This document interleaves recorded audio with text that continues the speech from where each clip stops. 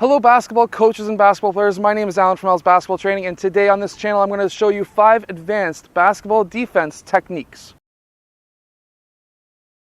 So hello everyone, my name is Alan from Al's Basketball Training. On this channel I show you basketball plays, drills, and skills. So if you like that stuff, hit that like button and subscribe. But anyways, today I'm going to talk to you about some 5 advanced basketball techniques that you can use in your game to be able to defend your opponent so well that he doesn't maybe even score at all.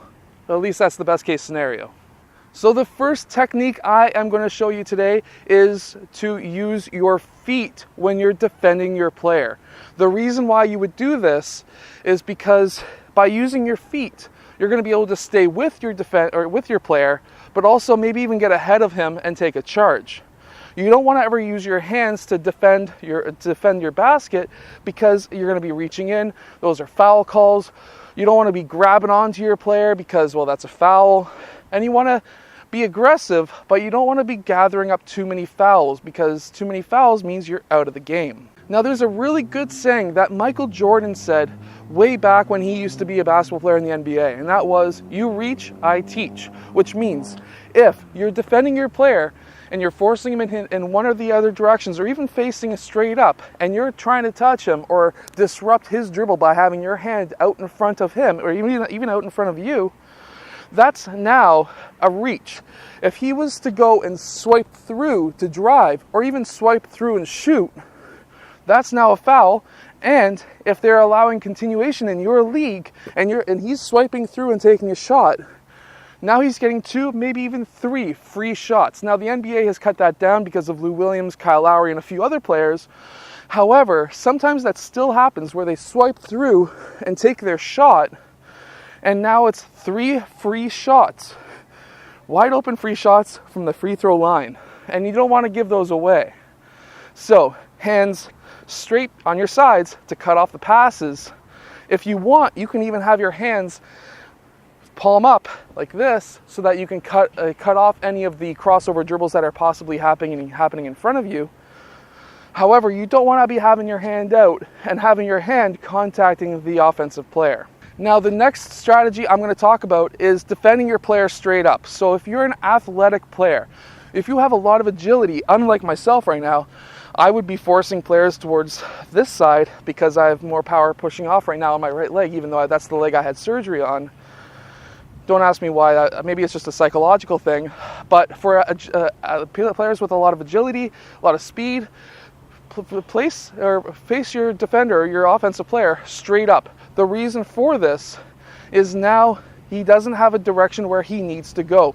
If you're facing him or forcing him in his left hand, which is great if he's right-handed, but if you're forcing him left, he's really going to want to go right because now, and if he's a really smart player, he would go right because now you need to waste time to drag your left foot back to continue to guard him.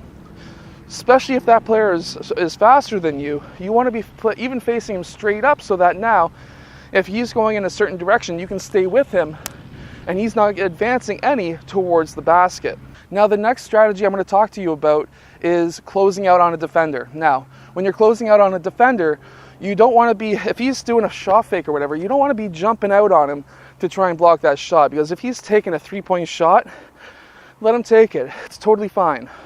What I want you to do, or what I want my players to do, is when they're closing out, to do kind of a stutter step towards them and have their hand up straight so that now you're contesting their shot.